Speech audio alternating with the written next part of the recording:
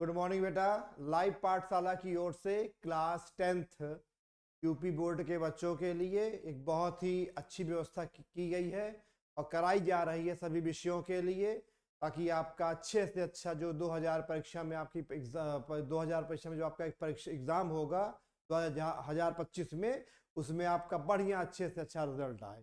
तो अब हमें रजनीश कुमार सिंह आपको क्लास 10th में साइंस का फर्स्ट पार्ट, जिसे आप भौतिक विज्ञान के नाम से जानते हैं, उसके लिए आपको हम पढ़ाएंगे और ये सारे वीडियो यहाँ पे आपके तैयार किए जा रहे हैं। उसी में आज हम छोटा सा एक टॉपिक आपको ले रहे हैं, प्रकाश का अपवर्तन।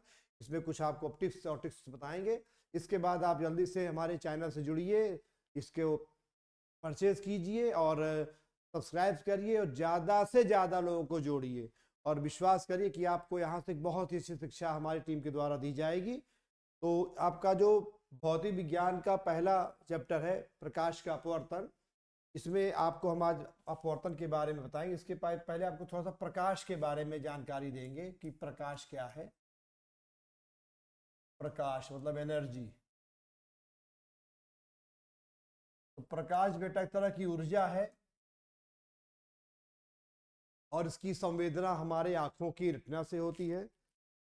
इसका अनुभव त्वचा से, इसका अनुभव कानों से नहीं होता, इसका अनुभव केवल और केवल आंखों से होता है। तो आंखों से इसको रेटिव किया गया है। तो प्रकाश एक विशेष प्रकार की ऊर्जा है जो हमारी आंखों की जब रेटिना पर पड़ती है तो हमें वस्तुएं दिखाई पड़ती हैं। जैसे आप किसी वस्तु को देखते हो, तो मान लीजिए आप किसी वस्तु एक्स को देखते हो, तो इसका ये मतलब होता है कि कहीं दूर हमारा कोई प्रकाश स्रोत है। ये हमारा कोई हो गया प्रकाश स्रोत। तो इस प्रकाश स्रोत से इस पर प्रकाश आया होगा और फिर ये सभी दिशाओं में परावर्तित हुआ होगा।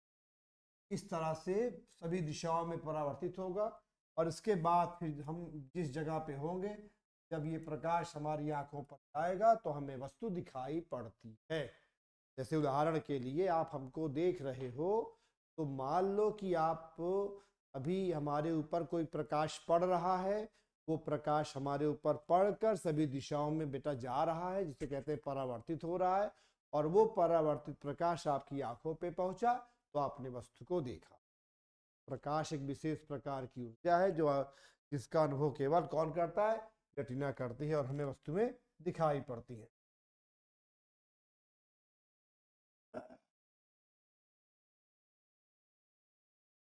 प्रकाश को आगे आप उच्च कक्षाओं में पढ़ेंगे। एक विशेष प्रकार की चुंबकीय तरंग भी है बेटा प्रकाश। अभी तो आप केवल ऊर्जा तक ही सीमित रहोगे, लेकिन जब आप पहुंचेंगे क्लास 12th में तो वहां पे ये इलेक्ट्रोमैग्नेटिक वेव चुंबकीय तरंग का रूप ले लेती है। प्रकाश के बेटा कई गुण भी आपने पढ़े हुए होंगे। तो गुण नंबर 1 क्या है प्रकाश का? प्रकाश की जो तरंग दैर्ध्य होती है वो 3900 एंगस्ट्रॉम, दूरी का मात्रक है लंबाई का, एंगस्ट्रॉम से 7800 एंगस्ट्रॉम तक होती है। यह है प्रकाश की तरंग दैर्ध्य। इससे कम हो जाएगी तो पराबैंगनी का क्षेत्र है बेटा, और बढ़ जाएगा तो ऊष्मा का और रक्त का क्षेत्र। तो यहां तक प्रकाश की हमारी तरंग दैर्ध्य होती है। निर्वात में प्रकाश की चाल अब तक की सबसे ज्यादा चाल है। इसको स्मॉल सी से लिखा जाता है 3 गुणे 10⁸ मीटर पर सेकेंड।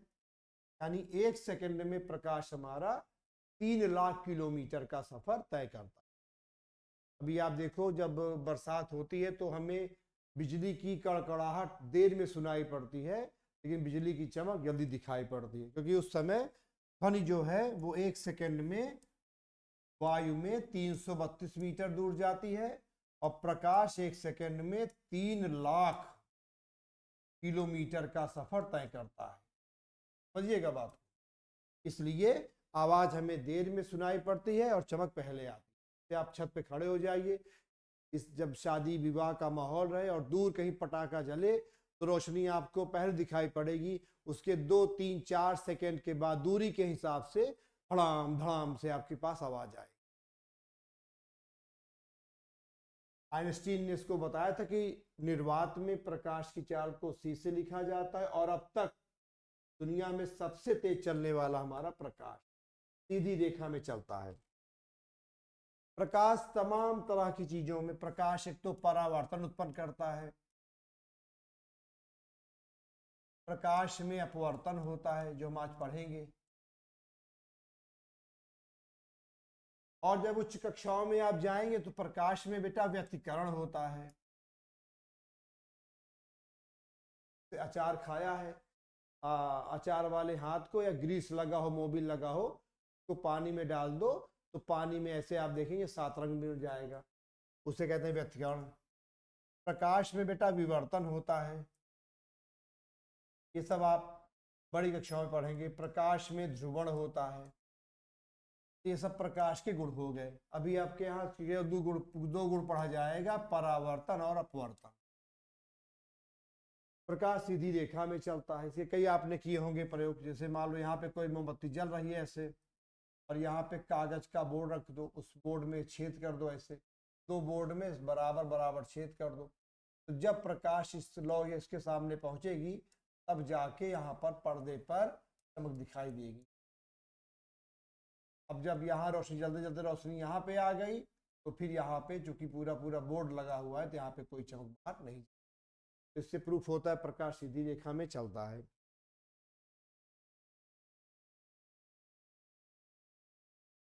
अब आता है हेडिंग हमारा, प्रकाश का अपवर्तन।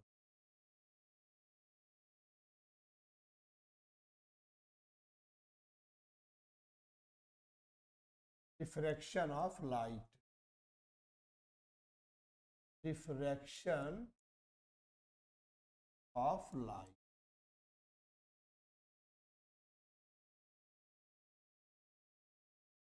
तो अपवर्तन पढ़ने के पहले थोड़ा सा हम आपको बता देते हैं विरल माध्यम और सघन माध्यम के लिए। तो जैसे निर्वात और वायु की बात करते हैं तो इसको हम मानते हैं विरल माध्यम, और पारदर्शी द्रव ले लें, जल ले लिया जाए या पारदर्शी कांच ले लिया जाए, इसमें आर पार दिखाई दे, तो इसे कहा जाता है सघन माध्यम। तो प्रकाश का बेटा अपना एक गुण है कि प्रकाश सीधी रेखा में चलता है। अगर प्रकाश सीधा चल रहा है और वो किसी तल से टकरा गया और तल से टकराने के बाद उसका रास्ता बदल जाए, या तो इस रास्ते पे चला जाए या इस रास्ते पे चला जाए, अब किधर जाएगा और क्यों जाएगा भी हम आगे देखेंगे इसको, अभी केवल यहीं पर रहेंगे कि अपवर्तन का मतलब क्या। तो प्रकाश जब एक माध्यम हो गया, ये हो गया मान लो पहला पारदर्शी माध्यम,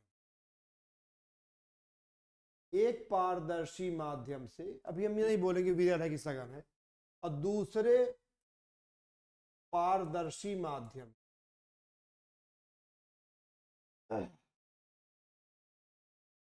एक पारदर्शी माध्यम से दूसरे पारदर्शी माध्यम में प्रवेश करता है तो इसे कहा जाता है अंतरापृष्ठ।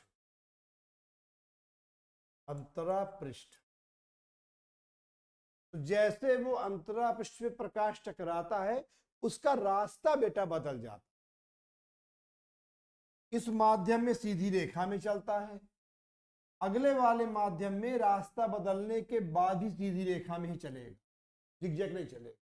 तो रास्ता बदल गया, अब बदलने के बाद सीधी रेखा में गया, रास्ता बदल गया, बदलने के बाद सीधी रेखा में।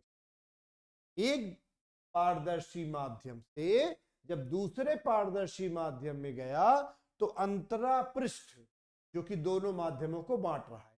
उदाहरण के लिए जैसे इस गिलास में पानी है तो ये ऊपर वाले यहाँ पे पूरा ये क्षेत्र बेटा हवा का है, तो ये पानी का तल हो गया, तो हवा और पानी के तल को बांटने वाला तो ये कहलाएगा जल वायु अंतरापृष्ठ।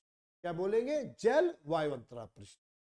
तो ये अंतरापृष्ठ हो गया, इसने बांट दिया, तो यहां से प्रकाश का पथ बदला, तो यही क्रिया कहलाती है अपवर्तन।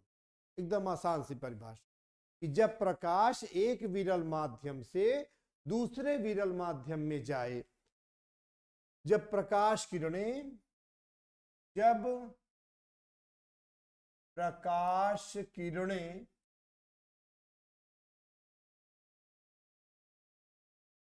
एक पारदर्शी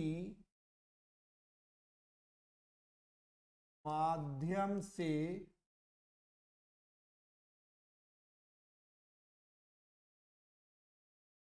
दूसरे पारदर्शी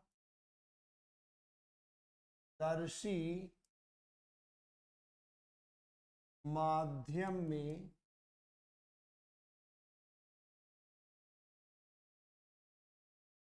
प्रवेश करती है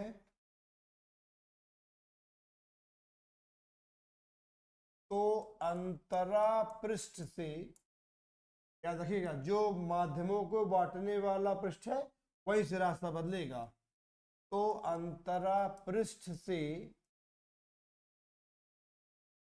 प्रकाश किरणें अपने पूर्व पथ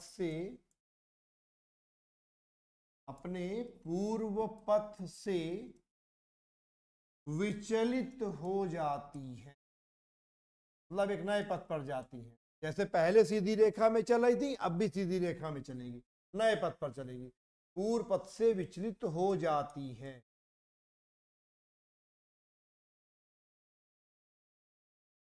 ये एक गुण है बेटा, इसी घटना को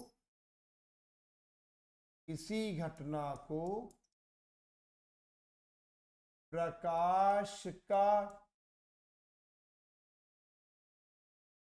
अपवर्तन कहते हैं। जब प्रकाश किरणें एक पारदर्शी माध्यम से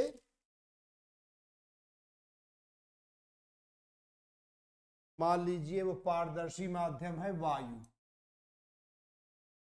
एक पारदर्शी माध्यम से दूसरे पारदर्शी माध्यम, मान लीजिए वो है कांच, में प्रवेश करती हैं, तो अंतरा पृष्ठ क्या बनेगा? अंतरा पृष्ठ लिखा जाएगा कांच वायु, उल्टा लिखा जाता है बेटा, कांच वायु अंतरा पृष्ठ। ध्यान देंगे, सुनेंगे, समझेंगे अच्छे से। अंतरा पृष्ठ, कांच जो शब्द पहले आया इसका मतलब उस माध्यम में पथ बदल रहा है, तो रास्ता बदल गया, पूर्व पथ से विचलित हो गई, नए पथ पर जाएंगी, सीधी रेखा में जाएंगी, तो इसी घटना को बोलेंगे प्रकाश का अपवर्तन। क्या वो पहला माध्यम वायु के बजाय कांच हो सकता है? बिल्कुल कांच हो सकता है।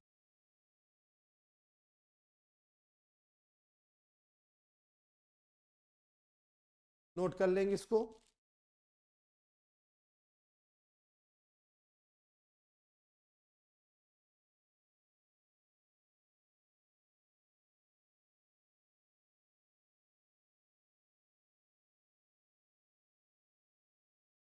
इसका हम लोग डायग्राम देखेंगे अभी।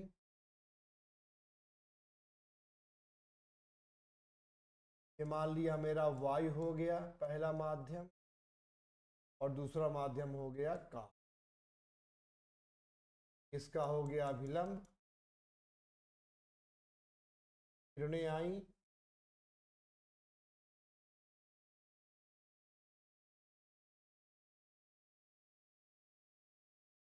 हो गया आपका अपवर्तन।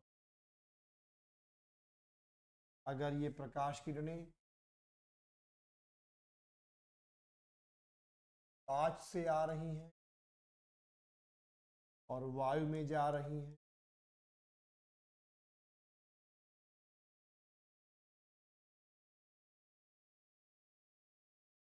ये घटना।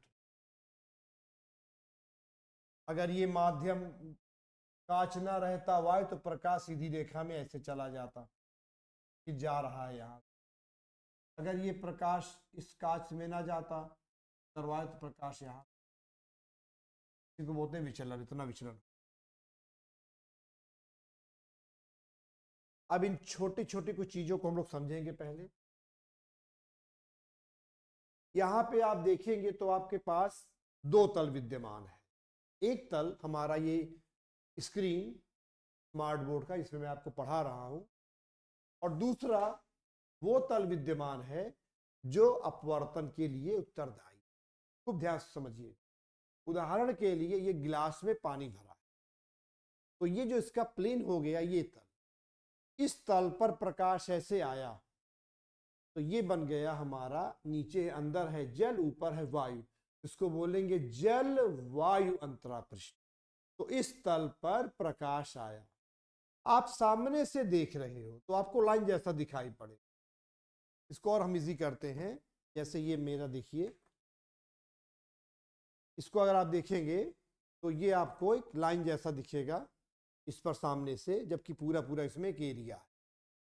तो इसी तरह से इसमें आप, ये पूरा का पूरा एक प्लेन है और ये सामने से आपको दिख रही है लाइन। तो ये आपको जो लाइन दिख रही है वास्तव में लाइन नहीं है, ये पूरा एक कांच का गुटका ऐसे रखा, पूरा नीचे कांच का पूरा स्लैब रखा। तो इस वाले पृष्ठ का इतना ही कार्य है कि वो प्रकाश किरणों को अपवर्तित, क्योंकि हमको इन किरणों को देखना है, कोणों को देखना है, तो हम इसको अपने अपने प्लेन में ले जाएंगे, अपने तल में ले, समझ में आई? तो एक तल हो गया जिसपे प्रकाश आया, और दूसरा तल वो हो गया जिसपे आपने इन किरणों को देखा। तो महत्व किसको देना है? कि किरणों को देना। इस तल का केवल इतना ही काम है कि वो प्रकाश को उसके रास्ते से मोड़ सके, नए रास्ते पे भेज सके। ये रास्ता नए रास्ते पे चला गया, ये रास्ता नए रास्ते पे चला गया।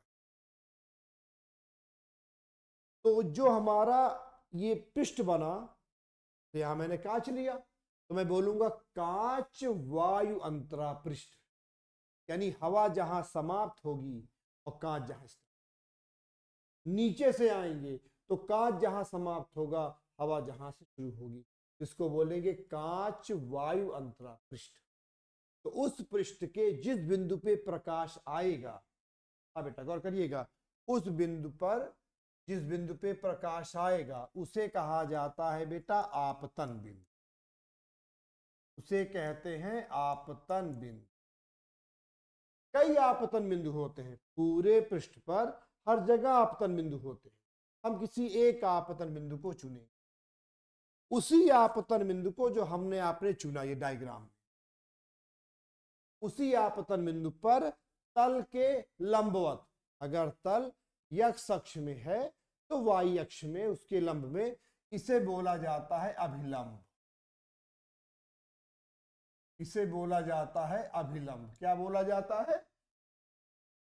इसको बोला जाता है अभिलंब। ऊपर भी है और नीचे भी, इसी को बोला जाएगा अभिलंब। कन्फर्म? तल के जिस बिंदु पर प्रकाश आया वो आपतन। कई आपतन बिंदु होंगे, हम गणितीय व्याख्या करने के लिए उस तल पर किसी एक आपतन बिंदु का चुनाव करेंगे। कन्फर्म बेटा? तो हमने अपने डायग्राम में वो आपतन बिंदु चुन लिया है जब प्रकाश वायु से कांच में आ रहा था। कन्फर्म? हमने अपना वो आपतन बिंदु चुन लिया था जब हमारा प्रकाश कांच से वायु में जा, इसमें विरल से सघन में जा रहा है और इसमें सघन से विरल में जा। एक बार फिर ये हमारा कांच वायु अंतरा पृष्ठ बना। क्या बना ये हमारा? कांच वायु अंतरा पृष्ठ बना। इस पृष्ठ को क्यों हमने रखा 3D में? क्योंकि हमारे कॉपी का तल 2D में है, दो विमाओं में है। हम अपनी कॉपी में केवल क्षेत्रफल बना सकते हैं, आयतन नहीं बना सकते। तो हमने इस तल को इसके ऐसे बाहर लंबवत कर दिया। तो इस तल पर जिस जगह पे प्रकाश आया वो कहलाएगा आपतन बिंदु, वो कहलाएगा आपतन बिंदु। अगर प्रकाश वायु से कांच में जा रहा है तो इसको बोलेंगे कांच वायु अंतरा पृष्ठ, और अगर प्रकाश कांच से वायु में जा रहा है तो इसको बोला जाएगा वायु कांच अंतरा पृष्ठ। समझ आई? तो पूरे अंतरा पृष्ठ के जिस बिंदु पे प्रकाश आया उसे कहा जाएगा आपतन बिंदु। क्या बोलेंगे उसको? आपतन बिंदु, उस आपतन बिंदु से दो लंब रेखाएं, एक हवा में बेटा, एक हवा में और दूसरी कांच में। इसका मतलब कल्पना कर रहे हैं, डॉट डॉट का मतलब इमेजिनरी है, काल्पनिक है। तो ऊपर वाले को बोलेंगे अभिलंब। कहाँ का अभिलंब बेटा? वायु का। और नीचे वाले को भी बोला जाएगा अभिलंब। यानी आपतन बिंदु से वायु माध्यम में तल के लंबवत जाने वाली रेखा को, काल्पनिक रेखा को बोलेंगे वायु का अभिलंब। और कांच के तल के लंबवत, कांच के अंदर जाने वाली काल्पनिक लंब रेखा को बोलेंगे कांच का अभिलंब। क्लियर? क्यों दो अभिलंब चुना? क्योंकि अपवर्तन में प्रकाश वायु से कांच में जाएगा, हमें दो कोणों की पड़ेगी जरूर। आगे बढ़े। आपतन बिंदु पर स्रोत से जो प्रकाश किरणें आती हैं, आपतन बिंदु पे स्रोत से जो प्रकाश किरणें आती हैं, ये एरो बता रहा किरणें आ रही हैं, उसे कहते हैं बेटा आपतित किरणें या आपतित प्रकाश किरणें। और दूसरे माध्यम में रास्ता बदलने के बाद जो किरणें अभिलंब से दूर जाती हैं उसे कहते हैं अपवर्तित किरण। अपवर्तित किरणें या अपवर्तित प्रकाश किरण, ये हो जाएगा इसमें। आपतन बिंदु पे आने वाली किरणें आप प्रकाश किरणें और दूर जाने वाली किरणें हो गई अपवर्तित।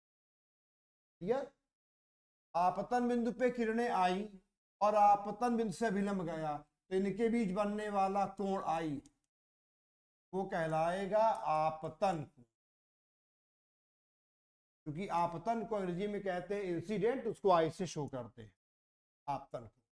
और दूसरे माध्यम में उसी आपतन बिंदु से जाने वाली अपवर्तित किरण अभिलंब के साथ, दूसरे माध्यम में अपवर्तित किरण अभिलंब के साथ जो कोण बनाती है उसे कहते हैं अपवर्तन कोण, स्मॉल आर, उसे कहते हैं अपवर्तन कोण स्मॉल।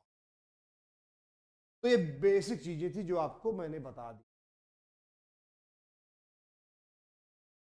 तो यहां पे प्रकाश वायु से कांच में आया, अंतरापृष्ठ से प्रकाश एक नए रास्ते पर गया, इसी क्रिया का नाम है अपवर्तन। यहाँ पे अपवर्तन हो रहा है विरल माध्यम से सघन माध्यम में, यानी वायु से कांच के लिए, और यहाँ पे अपवर्तन हो रहा है सघन माध्यम से विरल माध्यम। अगर आप गौर करेंगे तो यहाँ पे आप पाएंगे कि जब प्रकाश किरणें विरल माध्यम से सघन माध्यम में आती हैं, विरल माध्यम से सघन माध्यम में आती हैं, तो आर का मान छोटा हो जाता है, जिसे हम लोग याद करते हैं कि प्रकाश किरणें अभिलंब की ओर झुक जाती हैं। और जब प्रकाश किरणें बेटा सघन माध्यम से विरल माध्यम में जाती हैं तो आर का मान आई से बड़ा हो जाता है, जिसे हम याद करते हैं किरणें अभिलंब से दूर हट जाती हैं।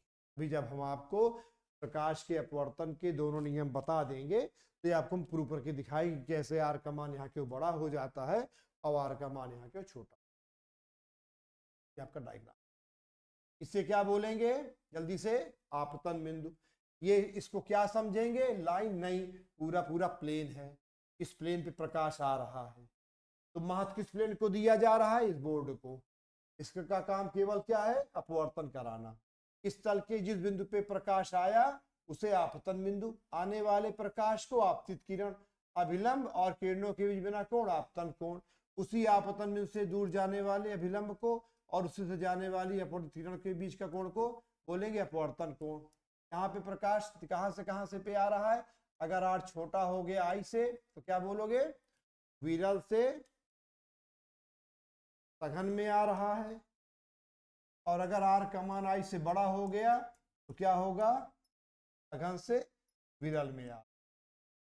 इस पृष्ठ को क्या बोलेंगे? अगर मान लो ये कांच है, वायु है, तो क्या बोला जाएगा? कांच वायु अंतरा पृष्ठ। अगर ये वायु है और ये कांच है, इसको बोलेंगे वायु कांच अंतरा पृष्ठ। यानी वो नाम पहले लिखा जाता जहां पे अपवर्तन होता है। कहीं लिखी दिया जाए जल कांच अंतरा पृष्ठ, तो वीडियो को पॉज करिए और सोच के बताइए विरल से सघन जा रहा है कि सघन से विरल जा रहा है? बिल्कुल सही सोचा आपने, जल यह हो गया विरल, ये हो गया सघन, कुछ ऐसी कंडीशंस आएगी, यानी जल कांच के लिए विरल जैसा व्यवहार करेगा। तो इस तरह से आप इसको बना सकते। अब अगला आता है आपका प्रकाश के अपवर्तन का नियम। प्रथम नियम क्या है?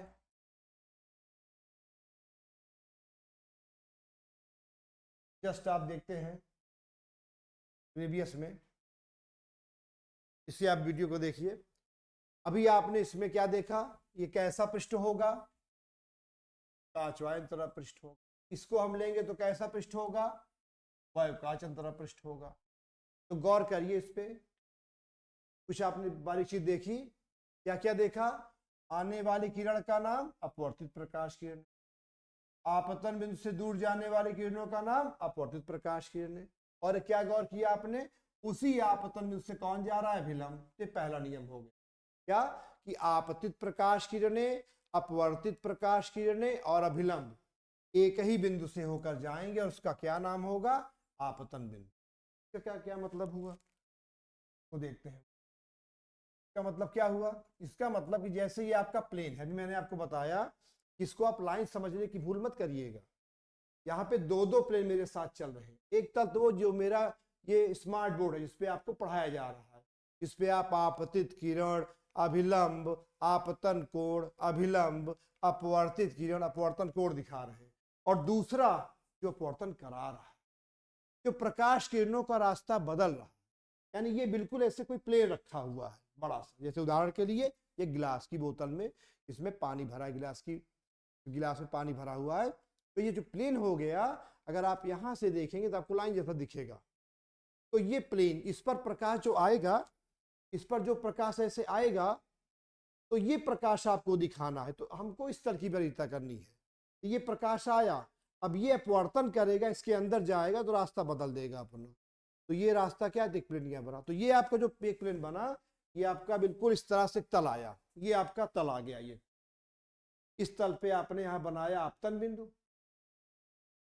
तो क्या इस पर एक ही आपतन बिंदु है? नहीं, अनंत तो नहीं कहा जा सकता, क्योंकि इसकी परिसीमा है, इसमें लंबाई है, चौड़ाई है। हाँ, असंख्य कह सकते। जैसे कि एक ट्रक में गिट्टी भरी हुई है 1.25 इंची की, तो आप उसको अनंत नहीं कह सकते, क्योंकि 600 फीट हो सकती है, 700 फीट हो सकती है।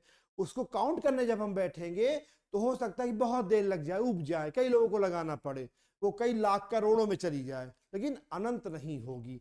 तो उसी तरह से इसमें छोटे छोटे जब हम बिंदु को निशान लगाएंगे, तो बिंदु का मतलब क्या हुआ बेटा? बिंदु का मतलब जिसकी कोई बीमा ना हो, इतना छोटा है, इतना छोटा, मतलब उसको हम लंबाई में, चौड़ाई में, मोटाई में, ऊंचाई में, गहराई में नहीं बता सकते। तो इस बिंदु का नाम है आपतन। तो ऐसे आप बताइए इस पे कितने बिंदु होंगे? सर, असंख्य बिंदु, बहुत ही ज्यादा बिंदु हो। तो मैंने कहा बेटा किसी एक बिंदु की बात करो, आपने कहा सर ये बिंदु की बात करते हैं। मैंने कहा एक बिंदु की और बात कर लो, आपने कहा यहां एक बिंदु की बात कर लेते हैं। तो हमने 3 बिंदुओं की बात की। तो मान लिया एक पर तुमने दिखा दिया आपतित किरण, और दूसरे पे तुमने दिखा दिया अभिलंब, और तीसरे पे दिखा दिया अपवर्तित किरण। तो ये है पहले नियम का लॉजिक, कि अगर तुमने एक आपतन बिंदु चुना तो फिर वहीं पे तुमको दिखाना है अभिलंब और वहीं पे दिखाना है अपवर्तित। ये वो कहता, ये इसका लॉजिक है कि एक ही बिंदु पर होनी चाहिए। बाकी तो प्रकाश का अपवर्तन तो पूरे पूरे तल के सभी बिंदुओं पे हो रहा है, क्योंकि हर बिंदु पे प्रकाश जा रहा है। तो जिस बिंदु का तुम चुनाव करोगे, वो आपतन बिंदु जो तुमने चुना है, वहीं से अभिलंब जाना चाहिए, वहीं पे आपतित किरण होनी चाहिए, और वहीं से अभिलंब होना चाहिए। ऐसा नहीं कि एक आपतन बिंदु पे दिखा देंगे आपतित किरण, दूसरे वाले पे दिखा देंगे अभिलंब, और तीसरे वाले पे दिखा देंगे अपवर्तित। तो एक तल में तो रहेंगे तीनों, तीनों हमारे इस स्मार्ट बोर्ड में है। आपतित किरण भी स्मार्ट बोर्ड में है, अभिलंब भी स्मार्ट बोर्ड में है, और अपवर्तित भी है, लेकिन एक बिंदु से नहीं जा रहा। अब कोई कहे सर मैं ये वाला भी चुनूंगा, तो यहाँ अभिलंब का पता है ना, आपतित का पता है ना अपवर्तित। कोई कहे मैं सर यहाँ प्रकाश का अपवर्तन दिखाना चाहता हूं, तो यहाँ बेटा अपवर्तित तो है, ना अभिलंब है ना आपतित, ऐसे पूरा भर सकते हैं। ये इसका पहला नियम है कि आपतित किरणें, अपवर्तित किरणें, अभिलंब एक ही बिंदु पे होनी चाहिए और एक ही तल में होनी चाहिए। दूसरा, तो शुरू में मैंने आपको जैसा बताया था कि प्रकाश के अपवर्तन में केवल एक गुण छोड़ के बाकी सारे गुण बदल जाते हैं। और जानते हैं वो गुण कौन सा है? रंग, यानी आवृत्ति, फ्रीक्वेंसी। आवृत्ति को छोड़ के सब गुण बदल जाते हैं। प्रकाश की चाल बदल जाती है, प्रकाश की तीव्रता बदल जाती है, प्रकाश की तरंगदैर्घ्य बदल जाती है। केवल बचता है तो आवृत्ति, यानी प्रकाश का केवल बचता है रंग। हाँ सर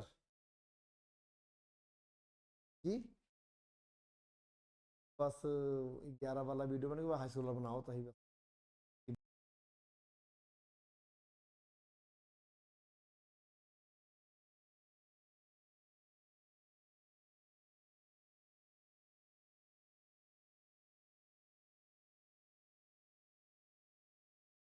तो दूसरा नियम ये कहता है कि एक निश्चित रंग होना चाहिए, कि लाल हो तो लाल, पीला हो तो पीला, यानी सफेद रंग से हम अपवर्तन नहीं पढ़ सकते। क्या प्रॉब्लम आएगी? अगर वो वायु से कांच में जाएगा तो हवा तक तो कहानी ठीक ठाक रहेगी, लेकिन कांच में पहुंचने पे 7 रंगों में बढ़ जाए। याद रखिएगा, प्रकाश का अपवर्तन शब्द जहां भी आएगा वहां पे आपका निश्चित रंग होगा, एक रंग होगा। वो किसी निश्चित रंग के बारे में बात कर रहा होगा, वो चाहे बोले या ना बोले। वो लाल भी हो सकता है, पीला भी हो सकता है, जो आपने पढ़ा हुआ है विव्योर, पढ़ा है आप लोगों ने 7 रंगों, violet, indigo, blue, green, yellow, orange, red, इनमें से कोई एक रंग हो सकता है। और 2 अलग अलग माध्यम होंगे, एक निश्चित रंग होगा और 2 अलग अलग माध्यम होंगे। यानी विरल सघन हो सकता है, सघन विरल हो सकता है।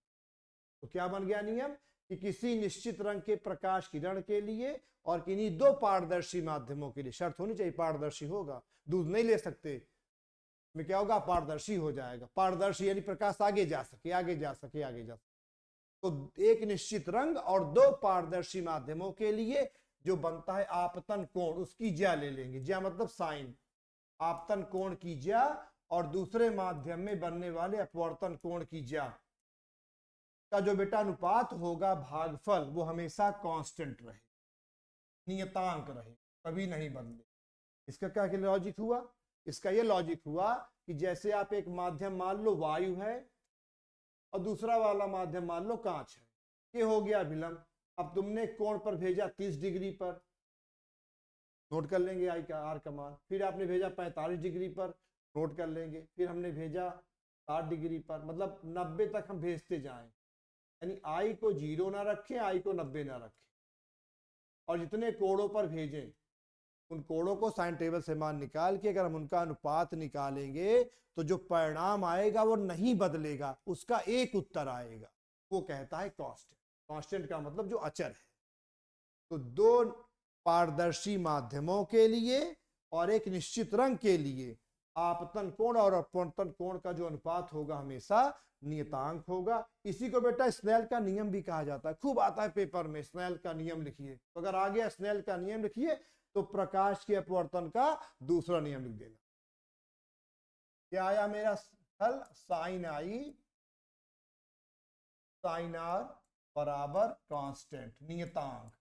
इसी को नाम दिया गया है अपवर्तनांक, इसी को कहते हैं अपवर्तनांक।